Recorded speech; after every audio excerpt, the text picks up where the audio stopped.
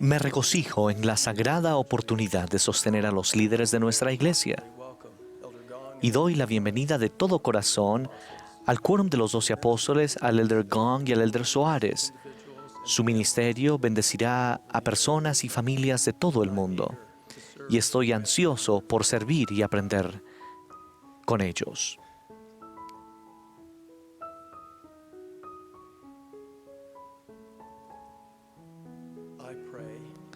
Ruego que el Espíritu Santo nos enseñe e ilumine al aprender juntos acerca de un aspecto vital de la naturaleza divina del Salvador, que cada uno de nosotros debería esforzarse por emular. Presentaré varios ejemplos que destacan esa cualidad de Cristo antes de determinar el atributo específico más adelante en mi mensaje. Por favor, presten atención a cada ejemplo y consideren junto conmigo las posibles respuestas a las preguntas que plantearé. Ejemplo número 1. En el Nuevo Testamento aprendemos acerca de un joven rico que le preguntó a Jesús: «Maestro bueno, ¿qué bien haré para tener la vida eterna?». El Salvador le mandó primeramente que guardara los mandamientos.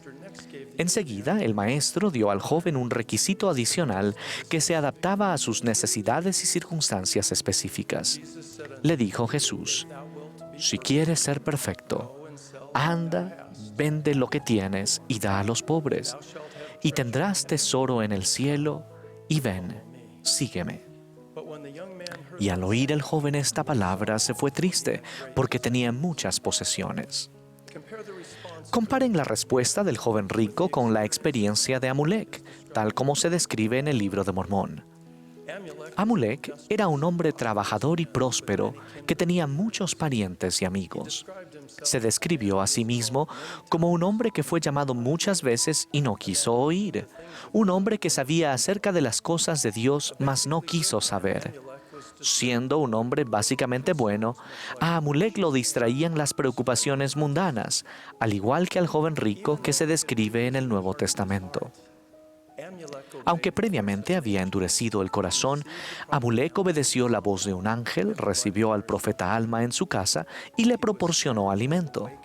Despertó espiritualmente durante la visita de Alma y fue llamado a predicar el Evangelio. Amulek abandonó todo su oro, su plata y sus objetos preciosos por la palabra de Dios y fue rechazado por los que antes eran sus amigos y también por su padre y sus parientes. ¿A qué se debe la diferencia entre las respuestas del joven rico y la de Amulek? Ejemplo número 2. Durante un peligroso periodo de guerra que se describe en el Libro de Mormón, se produjo un intercambio de epístolas entre Moroni, el capitán de los ejércitos nefitas, y Paorán, el juez superior y gobernador de la tierra. Moroni, cuyo ejército padecía a causa del apoyo deficiente del gobierno, le escribió a Paorán por vía de reprobación y lo acusó a él y a los otros líderes de desidia, pereza, negligencia e incluso de ser traidores. Paorán fácilmente podría haberse molestado con Moroni por sus acusaciones incorrectas, pero no lo hizo. Respondió compasivamente y describió una rebelión contra el gobierno acerca de la cual Moroni no estaba al tanto. Y luego Paorán declaró: «He aquí, Moroni, te digo que no me regocijo por vuestras grandes aflicciones. Sí, ello contrista mi alma. Me has censurado en tu epístola, pero no importa. No estoy enojado, antes bien, me regocijo en la grandeza de tu corazón». ¿A qué se debe la respuesta mesurada de Paorán a las acusaciones de Moroni? Ejemplo número 3. En la conferencia general hace 6 meses, el presidente Russell M. Nelson describió su respuesta a la invitación del presidente Thomas S. Monson de estudiar, reflexionar y aplicar las verdades que se hallan en el Libro de Mormón. Dijo lo siguiente: «He procurado seguir su consejo. Entre otras cosas, he hecho listas de lo que es el Libro de Mormón, lo que afirma, lo que refuta, lo que cumple, lo que aclara y lo que revela. Contemplar el Libro de Mormón a través de esas lentes ha sido un ejercicio esclarecedor e inspirador. Se lo recomiendo a cada uno de ustedes. De igual modo, el presidente Henry B. Eyring hizo hincapié en la importancia que la solicitud del presidente Monson tenía en su vida. Él observó: he leído el Libro de Mormón todos los días durante más de 50 años, por lo que hubiera sido razonable pensar que las palabras del presidente Monson iban dirigidas a otra persona. Sin embargo, al igual que muchos de ustedes, sentí que la exhortación y la promesa del profeta me invitaban a hacer un esfuerzo mayor. El feliz resultado para mí y para muchos de ustedes ha sido lo que el profeta prometió. ¿A qué se deben las respuestas inmediatas y sinceras de esos dos líderes de la Iglesia del Señor a la invitación del presidente Monson? No estoy sugiriendo que las respuestas espiritualmente potentes de Amulek, de Paoran, del presidente Nelson y del presidente Eyring se deban a una sola cualidad de Cristo. Ciertamente, muchos atributos y experiencias interrelacionados condujeron a la madurez espiritual que se manifiesta en la vida de esos 4 nobles siervos. No obstante, el Salvador y sus profetas han destacado una cualidad esencial que todos nosotros necesitamos comprender más plenamente y esforzarnos por incorporar en nuestras vidas. Fíjense, por favor, en la característica que el Señor utilizó para describirse a sí mismo en el siguiente pasaje de las Escrituras. Llevad mi yugo sobre vosotros y aprended de mí, que soy manso y humilde de corazón, y hallaréis descanso para vuestras almas. Es esclarecedor el hecho de que el Salvador eligió recalcar la mansedumbre entre todos los atributos y virtudes que potencialmente podría haber seleccionado. Se percibe un modelo similar en una revelación que recibió el profeta José Smith en 1829. El Señor declaró: aprende de mí y escucha mis palabras. Camina en la mansedumbre de mi espíritu y en mí tendrás paz. La mansedumbre es un atributo que caracteriza al Redentor y se distingue por una justa receptividad, una sumisión voluntaria y un firme autocontrol. Esa cualidad nos sirve para comprender más plenamente las reacciones respectivas de Amulek, de Paoran, del presidente Nelson y del presidente Eyring. Por ejemplo, el presidente Nelson y el presidente Eyring respondieron de manera justa y rápida a la invitación del presidente Monson de leer y estudiar el Libro de Mormón. Aunque ambos hombres servían en puestos importantes y visibles de la Iglesia y habían estudiado las Escrituras extensamente durante décadas, demostraron por sus respuestas que no vacilaban ni tenían un sentimiento de su propia importancia personal. Amulek se sometió voluntariamente a la voluntad de Dios, aceptó el llamado de predicar el Evangelio y dejó atrás sus cómodas circunstancias y relaciones familiares. Y Paoran fue bendecido con perspectiva y un firme autocontrol para actuar en lugar de reaccionar, mientras explicaba a Moroni los desafíos que surgían de una rebelión contra el gobierno. En el mundo contemporáneo se suele malentender la cualidad de la mansedumbre que Cristo posee. La mansedumbre es fuerte, no débil. Es activa, no pasiva. Es valiente, no tímida. Es controlada, no excesiva. Es modesta, no engrandecida a sí misma. Y es benévola, no jactanciosa. Una persona mansa no se ofende fácilmente, no es presumida ni dominante y reconoce fácilmente los logros de los demás.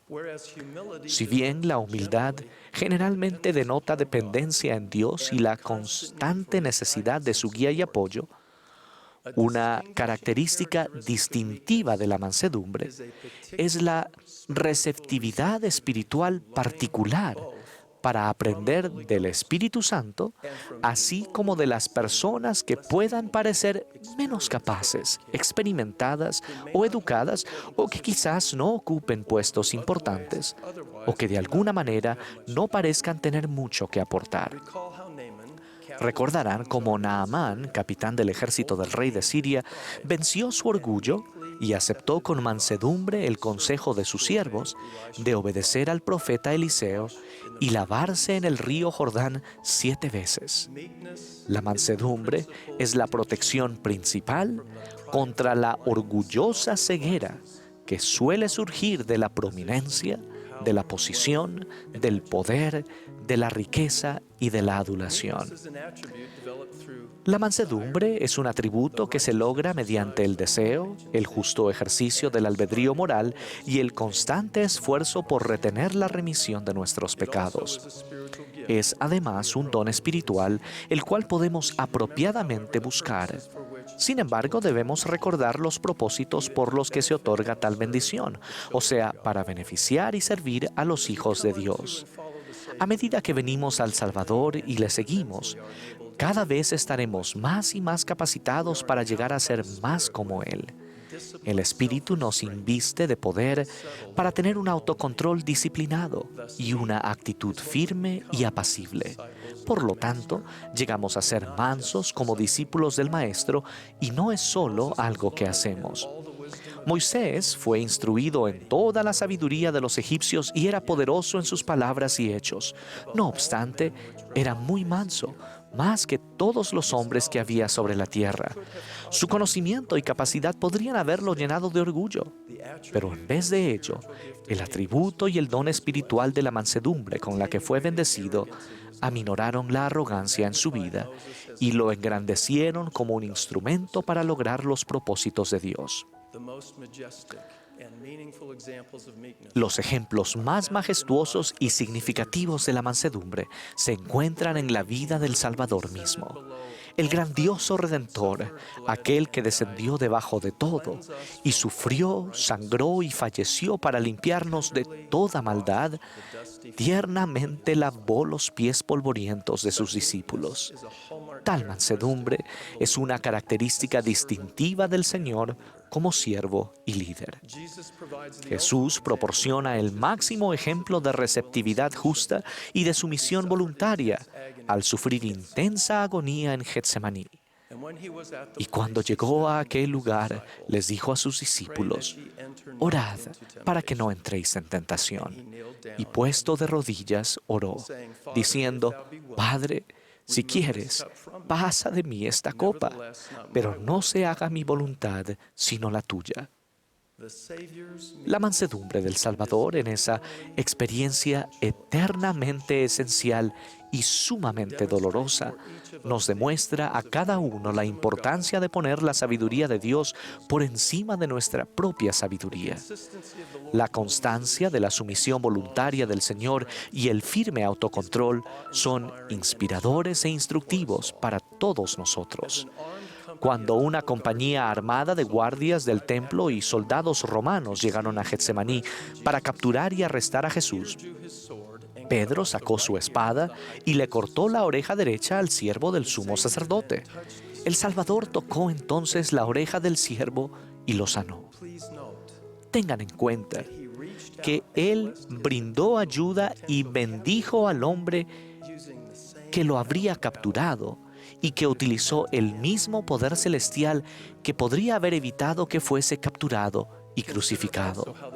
Consideren también cómo el Maestro fue acusado y condenado ante Pilato para ser crucificado.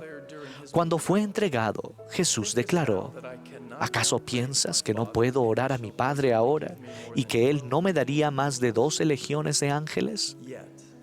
Sin embargo, el juez eterno de vivos y muertos paradójicamente fue juzgado ante un político suplente provisional. Pero Jesús no le respondió ni una palabra, de tal manera que el gobernador se maravillaba mucho. La mansedumbre del Salvador se manifiesta en su respuesta disciplinada, en su firme autocontrol y al no estar dispuesto a ejercer su poder infinito para beneficio personal. Mormón menciona que la mansedumbre es el fundamento del cual surgen todas las aptitudes y los dones espirituales.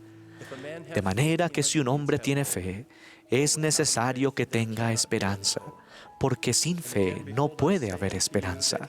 Y además, he aquí os digo que el hombre no puede tener fe ni esperanza, a menos que sea manso y humilde de corazón, porque si no, su fe y su esperanza son vanas, porque nadie es aceptable a Dios sino los mansos y humildes de corazón. Y si un hombre es manso y humilde de corazón y confiesa por el poder del Espíritu Santo que Jesús es el Cristo, es menester que tenga caridad, porque si no tiene caridad no es nada. Por tanto, es necesario que tenga caridad. El Salvador declaró: bienaventurados los mansos, porque ellos recibirán la tierra como heredad. La mansedumbre es un aspecto esencial de la naturaleza divina y la podemos recibir y cultivar en nuestras vidas a causa de la expiación del Salvador y mediante ella. Testifico que Jesucristo es nuestro Redentor resucitado y viviente, y prometo que Él nos guiará, nos protegerá y fortalecerá a medida que caminemos en la mansedumbre de su Espíritu. Declaro mi testimonio firme de esas verdades y promesas en el sagrado nombre del Señor Jesucristo. Amén.